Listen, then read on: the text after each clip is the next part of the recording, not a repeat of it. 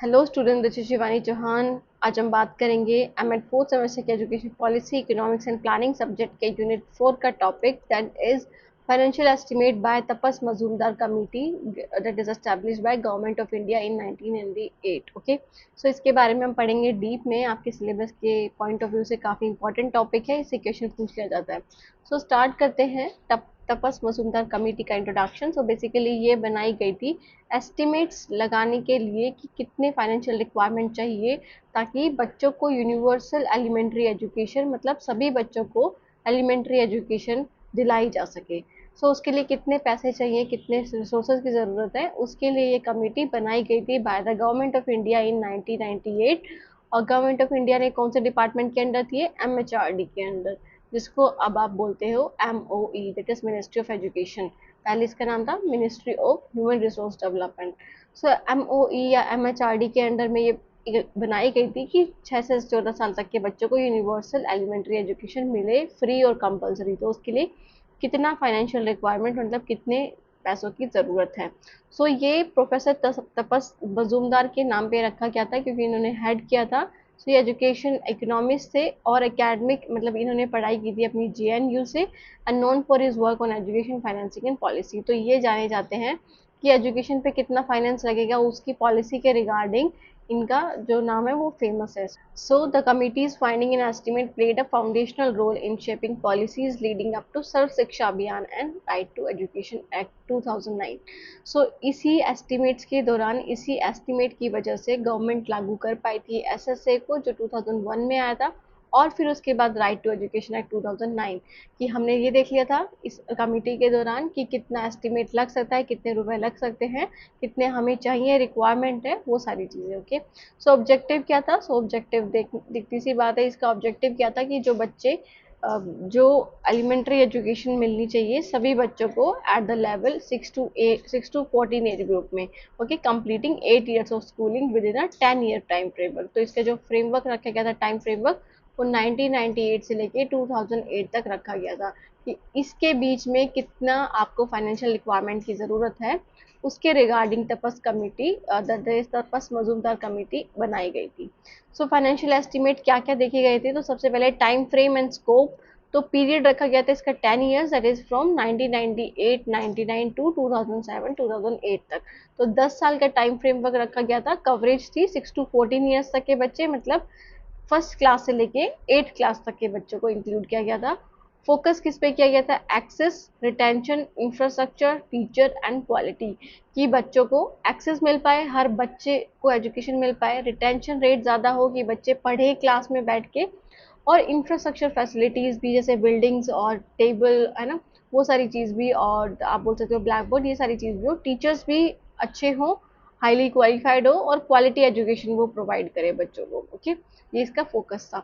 So total financial requirement कितने की ज़रूरत थी इन सबको कंप्लीट करने के लिए? So total estimated cost over the 10 year period was 1000, that is 1,37,000 crore. Okay, at 1998 prices, कि जब ये जितना खर्चा था उसके अकॉर्डिंग इतना इन्होंने एस्टिमेट बैठाया था कि 1,37,000 करोड़ रुपए लग सकते हैं इन 10 सालों में। Okay, so the estimate include both. तो इस एस्टिमेट में रिकरिंग एक्सपेंडिचर भी थे जो डेली होते हैं, जो बार बार के एक्सपेंडिचर हैं, और नॉन रिकरिंग भी थे जो एक बार होने के बाद फिर 1 साल बाद या 2 साल बाद। ओके, तो रिकरिंग एक्सपेंडिचर में कौन से आ गए?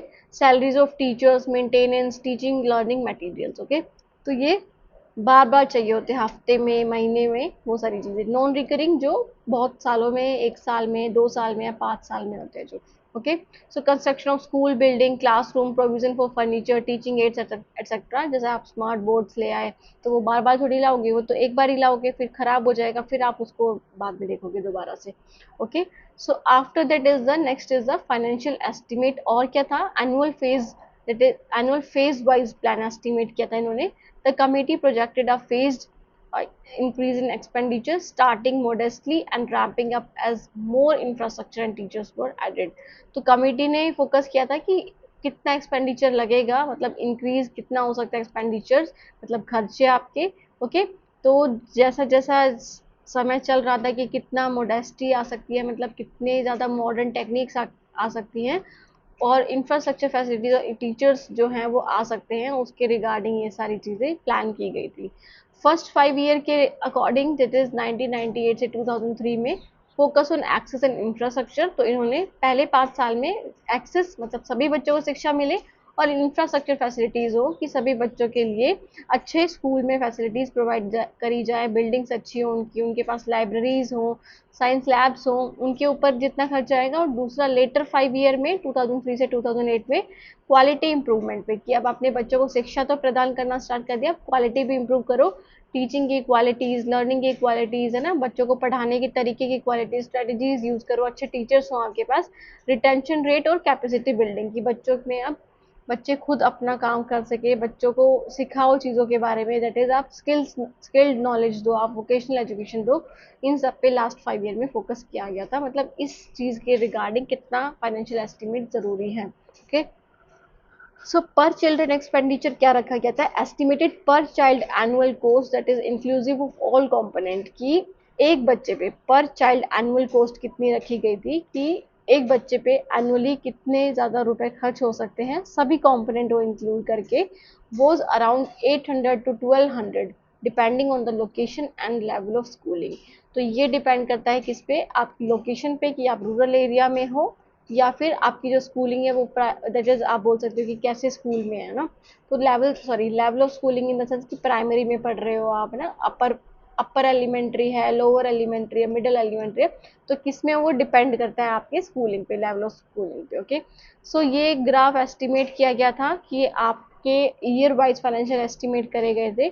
तो ये करोड़ की टर्म में है कि estimated allocation, estimated crore in terms of crore, और ये ईयर में तो 1998 में माना गया था, दैट इज 2000 करोड़। फिर उसके बाद 1999 में 8000, फिर ऐसे ऐसे करके जो जैसे जैसे साल बढ़ता गया, खर्चे और महंगाई बढ़ती गई, मोडेस्टी आई, है ना, अलग अलग टेक्नोलॉजी आई, उसके अकॉर्डिंग फिर कितना प्राइस रखा गया। ओके, ठीक है। तो ये सारी चीज़ें आ जाती हैं किसमें, तपस मजूमदार कमेटी में इन्होंने एस्टिमेट किया था कि इतना खर्चा हो सकता है इस साल में। फिर आ जाता है फाइनेंशियल एस्टिमेट में ब्रेकअप ऑफ एक्सपेंडिचर्स। तो इन्होंने जो एक्सपेंडिचर्स थे उनको हर पार्ट्स में डिवाइड किया था, बताया था कि किस में कितना, दैट इज आप बोल सकते हो कि खर्चा होगा। सो टीचर सैलरीज में अराउंड 60% या अप्रोक्सीमेटली 60% जो है वो टीचर सैलरी में जाएगा। स्कूल इंफ्रास्ट्रक्चर, बिल्डिंग्स और क्लासरूम में अराउंड या अप्रोक्सीमेटली 20%, टीचिंग लर्निंग मटेरियल्स में 5% अप्रोक्सीमेटली, ट्रेनिंग एंड सुपरविजन में भी 5%, और मैनेजमेंट और अदर कॉस्ट जो आपकी रिकरिंग कॉस्ट है ना, जो अलग कॉस्टेस हैं जो जो हो सकती हैं जिनका पता नहीं है, तो वो 10% कॉस्ट। ओके, सो उसके बाद अजम्पशंस अंडरलाइन द एस्टिमेट्स की, अजम्पशंस क्या रखी गई थी, तो सबसे पहले नॉर्म्स फॉर प्यूपिल, कि ये रखा गया था कि PTR, that is the प्यूपिल teacher ratio कितनी होनी चाहिए, मतलब एक जैसे एक टीचर के साथ कितने बच्चे होने चाहिए क्लासरूम में। ओके, तो एक प्राइमरी की बात करें तो 1:30 का जो एस्टिमेट रखा गया था कि 30 पे एक टीचर होना चाहिए 30 स्टूडेंट्स पे, और अपर प्राइमरी में 35 पे एक टीचर। ओके, सो आपका स्कूल होना चाहिए with in 1 kilometre of every habitation, की जो भी बच्चा है, जो भी बच्चे का घर है, बच्चों के घर के अराउंड 1 किलोमीटर पे स्कूल होना चाहिए। मिनिमम इंफ्रास्ट्रक्चर क्या रखे गए थे, बिल्डिंग होनी चाहिए, black board, toilets, drinking water, furniture, ये तो एटलीस्ट होना ही चाहिए किसी भी स्कूल में। Okay, emphasis on hiring trained teacher, तो एम्फोसिस किस पे था, जोर किस पे था कि आप ट्रेंड टीचर को हायर करो, जो एक्सपीरियंसड है, जो ट्रेंड है, जो हाईली क्वालिफाइड है आपकी पोस्ट के लिए। Okay, inclusive of all children with disabilities, और आप ऐसी एजुकेशन दे रहे हो जहाँ पे आप डिसेबल्ड बच्चों को भी इंक्लूड करोगे। ओके, तो इंक्लूसिव एजुकेशन होनी चाहिए कि सभी बच्चों को एक जैसी शिक्षा मिलनी चाहिए according to their needs. Okay, so उसके बाद आ जाता है फाइनेंसिंग स्ट्रेटेजी क्या रखी गई थी, तो shared responsibility between central and state government, कि अब सिर्फ सेंट्रल गवर्नमेंट का ही काम नहीं था कि वो फंड इकट्ठे करेगी, स्टेट गवर्नमेंट की भी रिस्पॉन्सिबिलिटी थी कि वो दोनों मिलकर ही शेयर करेंगे, है ना, अपने एक्सपेंडिचर, अपने cost. So emphasis on additional budgetary allocation rather than the री एलोकेशन, कि आपको क्या री एलोकेशन के जरिए, री एलोकेशन पे नहीं बल्कि आपको और कितना बजट में कितने रुपए चाहिए उस पर ज़्यादा एम्फोसिस दिया गया था। ओके, कि बजट जो है आपका किस तरह पे, कहाँ पे आप लगा सकते हो। Suggested use of external aids if necessary in the short term, कि external aid in the sense कि अगर आपको एक्सटर्नल सहायता चाहिए, कहीं और से सहायता चाहिए, सेंट्रल या स्टेट गवर्नमेंट को हटाकर आपको फॉरेन एड चाहिए, आपको डोनेशन के रूप में चाहिए, ठीक है, तो वो भी सजेस्टेड किया था कि वो उसका यूज कैसे करा जाएगा शॉर्ट टर्म पीरियड के लिए। ओके, सो ये उसके बाद आ जाता है इम्पैक्ट क्या पड़ा, इम्पैक्ट एंड लीगेसी क्या रही, मतलब इसका इम्पैक्ट आज भी क्या पड़ रहा है। तो सबसे पहले तो सर्व शिक्षा अभियान और जो आरटी एक्ट है 2009 का, इस पे बहुत ज़्यादा इन्फ्लुएंस है हमारी तपस मजूमदार कमेटी का। तो हमने पहले से ही सेट करके चल लिया था गवर्नमेंट ऑफ इंडिया ने कि कितना खर्चा लग सकता है बच्चों के एलिमेंट्री एजुकेशन पे। तो इसके रिगार्डिंग ही ये जो दोनों आपके अभियान है या फिर पॉलिसीज हैं, वो एक तरह से सक्सेसफुल रह पाई है ना, बच्चों ने एडमिशन लिया, उनकी रिटेंशन रेट भी बढ़ी। So shifted education from being a policy goal to a justiciable right, की क्या कर दिया इन्होंने कि पॉलिसी गोल ही नहीं है, वो जस्टिसेबल राइट है, बिकॉज वो एक्ट के अकॉर्डिंग आता है। तो एक्ट के अकॉर्डिंग है, इट मीन्स कि वहाँ पे लीगल प्रोविंसेस भी ज़्यादा हैं, प्रोविजंस भी ज़्यादा हैं। तो लीगल प्रोविजन होने की वजह से आपको बहुत मैंडेटरी होता है कि आपके पास एजुकेशन होनी चाहिए, और अगर आपको कोई रोकता है एजुकेशन लेने से तो उसके खिलाफ एक्शन भी लिया जा सकता है। So prioritize equity, quality and inclusivity, तो इन्होंने इक्विटी को प्रायोरिटाइज किया कि जिनको रिजर्वेशन की ज़रूरत है उनको रिजर्वेशन दिया जाए ताकि सबको इक्वल हक मिल सके। क्वालिटी एजुकेशन होनी चाहिए कि अच्छी टीचिंग क्वालिटीज़ होनी चाहिए, रिसोर्सेज सारे होने चाहिए क्लासरूम में, बिल्डिंग्स अच्छी होनी चाहिए, और इंक्लूसिविटी प्रमोट करना कि डिसेबल्ड बच्चों को भी इंक्लूड करना आपकी शिक्षा में, रूरल वुमेन को भी इंक्लूड करना, या फिर रूरल स्टूडेंट्स को भी इंक्लूड करना, ओके, आपकी एजुकेशन में जो एजुकेशन होगी उनमें सभी बच्चों को प्रमोट किया जाए, सभी बच्चों को एक्सेस मिलना चाहिए। ओके, सो स्टूडेंट, ये थी हमारी वीडियो, ये था हमारा टॉपिक तपस मजूमदार कमेटी के बारे में, जिनका जो कमेटी थी वो दैट इज़ आप बोल सकते हो फाइनेंशियल रिक्वायरमेंट्स के ऊपर थी कि कितना एस्टिमेट लगाया जाएगा एक फाइनेंशियल रिक्वायरमेंट के लिए। ओके, तो जो भी आप एजुकेशन पे खर्चा करोगे उस पर कितना खर्चा आ सकता है, इन्होंने ये डिसाइड किया था। That is established by the government of India under MHRD। Okay, that is ministry of education बोल सकते हो या फिर ministry of human resource development. So student, ये थी वीडियो, कोई भी डाउट है तो आप पूछ सकते हैं कमेंट सेक्शन में। ओके, और चैनल को सब्सक्राइब करना ना भूलिएगा, लाइक भी कर दीजिएगा वीडियो को पसंद आई हो तो। Thank you so much for watching the video, मिलते हैं नेक्स्ट वीडियो में, तब तक के लिए take care, bye, have a nice day.